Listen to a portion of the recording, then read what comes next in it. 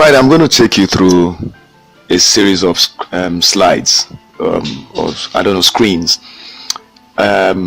regarding this preponderance of women, angry women pouring hot water, boiling water, or some other liquid, harmful liquid, corrosive liquid like acid on somebody that they're angry with.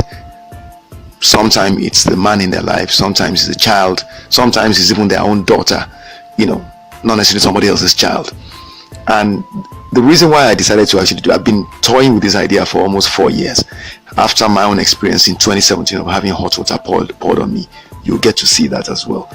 The reason I'm doing that now is because this story, I felt so touched, because when these things are done to somebody, it's never something that the person can recover from most times it becomes something that the person has to live with the scars forever.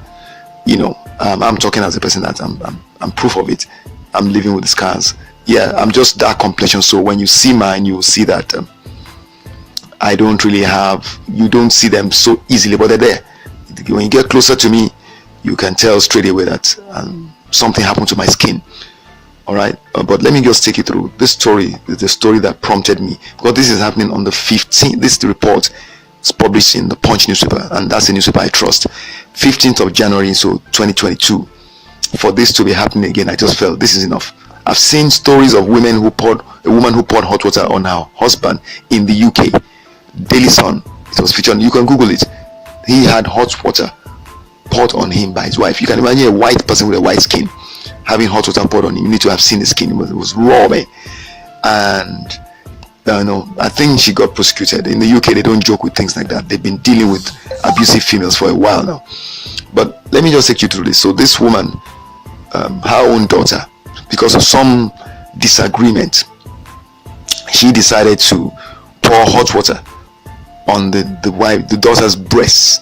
Now think about that. That's breast. That's probably the lady probably is not married, will get married one day and may have to breastfeed a child. I wonder how that will go for her, depending on how bad it is. There are no photos. The names are not provided, but definitely confirmed by the police command, the state police command. And so you can read the story. I'm going to put the links in the description for this video. I don't want to spend too much time on it, but that prompted me to do a search. I've done a search before, about 4 years ago, like I said. So this is a search. It came up straight with Punch. Woman pours hot water on the daughter. I just want to show you what other results came up with this particular search. Lagos mom pours hot water on daughter for refusing to hug. That is 19th of December 2020. So that's different from the one we're reading about just now. Okay, I'm just reading the headlines. 18th November 2021, neighbors tackle Rivers mom, rescued 9-year-old. Now, a 9-year-old child is in hospital after her boss identified, blah blah blah, allegedly poured hot water on her. So this is the woman pouring hot water on the child. So the boss is the woman. All right. Okay. Woman arrested for pouring hot water on defiled minor. 24th of August 2019. So this woman, I think I know the story. The husband was the one that had defiled the child, and she was kind of taking it out on the child by pouring hot water on the child. I think there's been a story I read in which the woman was actually claiming the little child seduced her husband. Unbelievable. Judge sends woman to prison for pouring hot water on kid. 5th of December 2016. Enabled to the accused. Blah blah blah, on notice that the injuries on the child's body and immediately reported to. Okay, so the neighbor was the one that called attention. I think I know of this story too. Like I said, I've been reading this up for a while. I just felt reluctant about talking about it, but I realized that it's better we give it some attention. All right, now the next one, 11th of May 2019, woman pours hot water on 14-year-old cousin in Lagos. There you go. This is like, maybe cousin would be somebody of the same age or same age group. All right, then you have woman baits maid with hot water for licking baby's milk. Unbelievable. They get angry, and the thing they can think of doing is something as extreme as causing grievous bodily harm, because that's what hot water poured on its human skin does. It causes grievous bodily harm. No matter what anger you may feel, there is no justification whatsoever for you to inflict grievous bodily harm on anybody. All right. Kano woman pours hot water on husband's second wife. I wonder what happened there. Again, the same pattern of behavior. Now I've opened up each of the stories, the pages. Look at that. I think I know this one. For refusing to hug. Neighbors tackle Rivers woman bathed with hot water. I mean, this is crazy. Now I ask the question all the time: look at the body of this child, the defiled minor. You know, some of these things remain a permanent scar. On my body, for instance, the scars that they're going to see my photos soon. So this diary of an abused, of a battered man, okay, is designed to just kind of, you know, we will see the example, for instance, of this man. Let me just not waste time. Let me go straight to it. I was going to end with it. Look at him. His name is Dan. I don't know how to pronounce his surname. Okay, that's his name there. But again, the link will be in the description. But what you need to know, I'm sure some of you would have come across this story on the web, because a lot of work was done on social media with a friend of his, and they got a lot of attention for his case. The police officer, by the way, and this is what the wife did to him. Look at him. This is what he looked like before. This is what he looks like now. You can see look at the woman herself. Now imagine if somebody did this to a woman, everybody will be screaming, off with his head. So the woman does this, and they do this also. There are stories across the African continent and outside in which women have caused damage to somebody because they were simply angry. You know, and there's something I'm going to say here. When you watch this video here, this is the video of Dan in which he was interviewed. I think the video lasted about 30 minutes. Okay, this is the video here. I'm not going to play it. Again, I'll leave the link in the description box. But in the video, I learned things I didn't know about the story, because I knew about the story from about 2 years ago. I learned that Dan said he forgave the wife, but the court case has been on for, I think, 4 years. And of course, the goal is hopefully to prosecute her and get her to pay the price for what she did. She says she did not know what made her do it. What she did was to pour acid on his face while he was sleeping. This is a police officer returned from night duty or work, came home in the morning, wanted to go to bed straight to rest. The wife, having a disagreement with him the day before, chooses to do this, and then sets up the house, rigs it with electricity, so that when he stepped on the floor, he stepped onto water that had connected to it, electric wire that was still charged with current. So he almost got electrocuted. He screamed in pain. People came to pick him up. That's what happened. I understand from listening to this interview, the 30-minute interview, that just some months before this, within that same year, he and his wife had lost a baby boy, a child, and a male child anyway. And apparently we are to believe that the woman was aggrieved or for some reason, and this may have been some kind of a trigger. Something got triggered in her, and that made her to do what she did. So I will accept nothing of the sort. If it happened with a man and he lost his child and he decided to attack his wife, they will lock him up in jail. No questions asked. So that's not acceptable. Our ability to exercise control over our emotions is a key ingredient to proving that we're human. The minute we lose that, then we're no different from wild animals. All right, there's no excuse whatsoever for this kind of behavior. So that's been said. It's happened. All I'm doing here is call attention to it, to say that every time we see these stories, 9 times out of 10 it's a woman losing control of her emotions and inflicting a serious injury on her male partner or a child in her life. Sometimes it's somebody else's child working with her. Sometimes it's actually her own child, you know, as we've seen in these stories that I've tried to cover. And all I want to say here is that if we do not begin to have a system in which these women, all right, if they get what is called corrective feedback, wherein there's a punishment, there's a repercussion, there's some consequence, painful consequence that's inflicted on the woman for doing this, they will not stop doing it. Story after story, Google it, you'll see it. Countless examples. Women bathing their husbands with hot water. It's happening in Kenya, it's happening in Uganda. I have so many stories I've seen over the last 5 years that I've, because of my own personal experience, I Googled it to see how frequently does this happen. It happens quite a lot. Once the woman gets angry, she thinks of a way to make a statement, and they always think that they have a right to do it. I mean, in my case, after she poured hot water on me, the mother of my children told me, "You are lucky I didn't even pour acid on you. It's just hot water we poured on you and making noise." You would have thought that if you did it to her, she would be able to endure it. They can't endure it, but they talk about it as if it's the most normal and natural thing in the world. Next thing he was asking is, "Why did you make me angry?" It's madness. Now, like I said, I will show you a few photos from my body because I want you to understand. This, okay, by the way, this is another photograph of another man. Look at that. Look at what was done to him by his wife. Because they had a quarrel. She bathed him with hot water. Look what his skin became. I've seen so many stories of this. In Italy, I saw one. His skin was peeling off like it was a piece of cloth. It's unacceptable. The thing is, the women know very often they get let off the hook She was released on bail. If he was a man, he would never get out on bail. They will lock him up. So what I'm saying is that women know that they have this advantage, and they play on it. I'm saying it needs to stop. They need to be taken and made accountable for what they do, because they do it.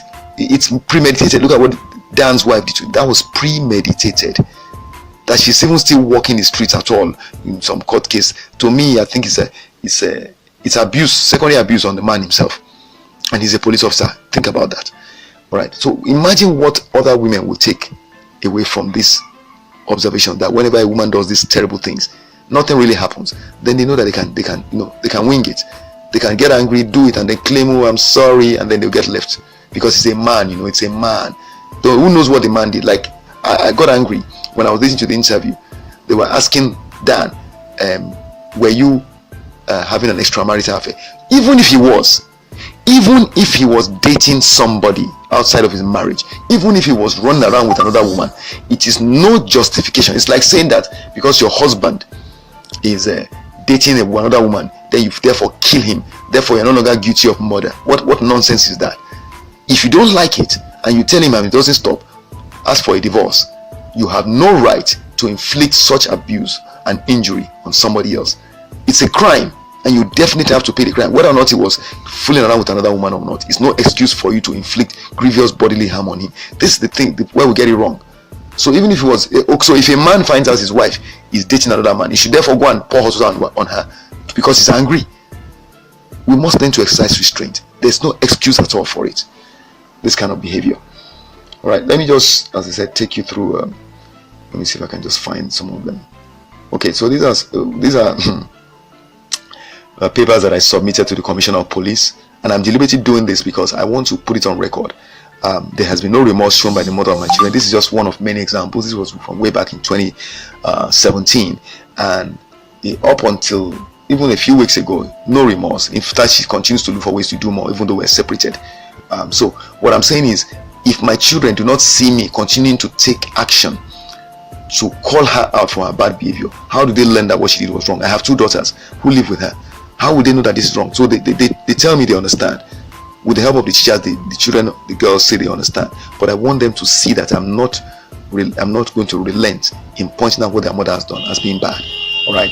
There are photographs of my body that have been shown on by some of the journalists who have interviewed me. So some of you may recognize these photos that you're about to see now. This is the letter I wrote. Look at that. I titled is Grievous Bodily Harm and Threat to My Life. You can see the date there, 12th of April 2017. So the whole story is in there. There's a page on my website where some of these, I have a Facebook page. You can ask me questions if you want to. Gloria Ogunbadiji or somebody I've followed. Domestic violence, a male reader's experience. Some of the topics, she had to showcase this person's letter because it was a man asking for anonymity and he was sharing his story. All right. So that's the letter again. Okay, let me take you to the photographs. Okay, so I did a PowerPoint slideshow really, and I think I have about 15 photographs or so. Now I just want to show you an example of what a man could go through and be forced to just swallow his pride, just out of the need to avoid humiliation and ridicule. Just keep quiet about it. I refuse to keep quiet. So this is my body. What you see here, you can see. Okay, yeah, good. This is when it began to peel off. It wasn't like that immediately. Okay, it wasn't boiling water at that time. It was just about to boil when she poured it. What we had was a disagreement. I wasn't beating her or anything. I never did.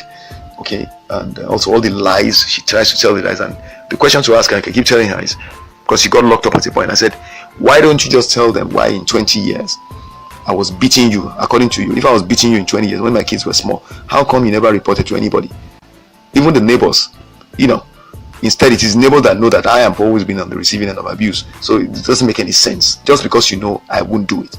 So the lies, that's the other thing. They know they can get away with lies. All the woman has to do is open her mouth, and everything the man has said becomes a lie, and it has becomes the truth, even though she's the one lying.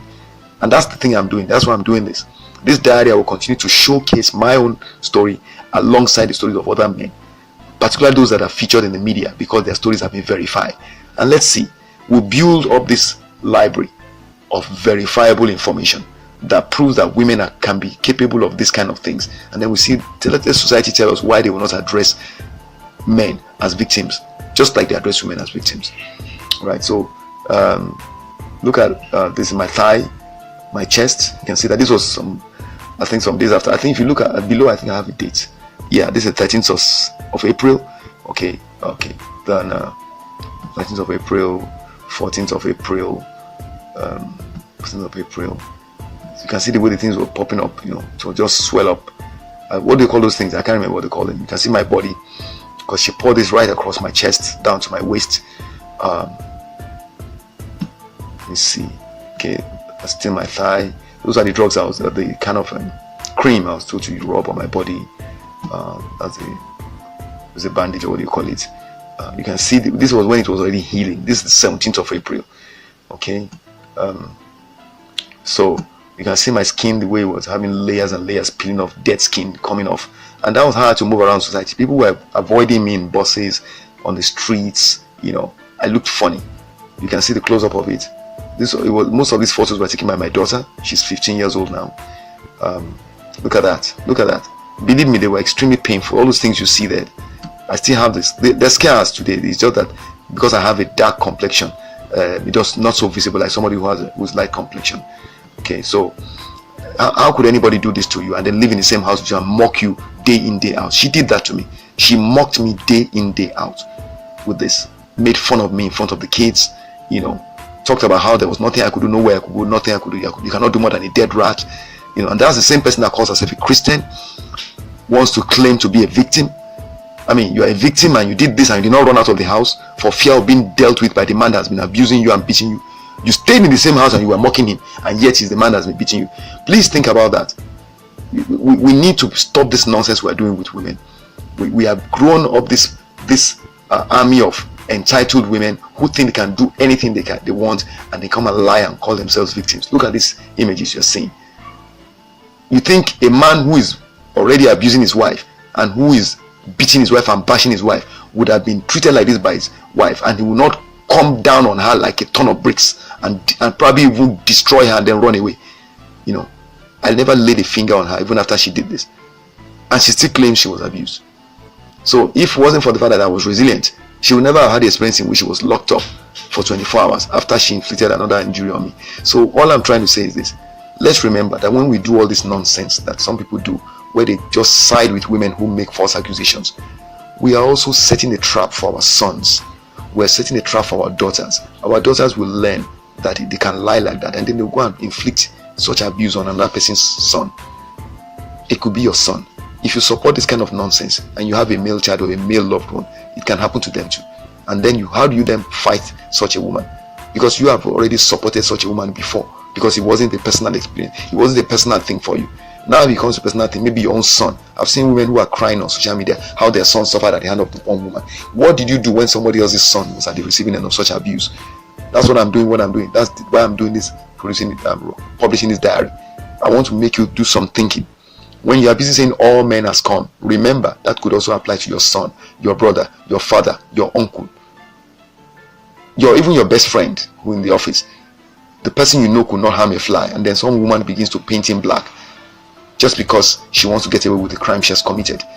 Let us learn to look objectively at issues and stop being sentimental. Women are backing each other up in so many bad ways, with so many bad behavior they exhibit, because they think it's them against men. It's wrong. Anybody that behaves badly needs to be called to order. Please, let's do that, and let's stop being stupidly sentimental. Thank you.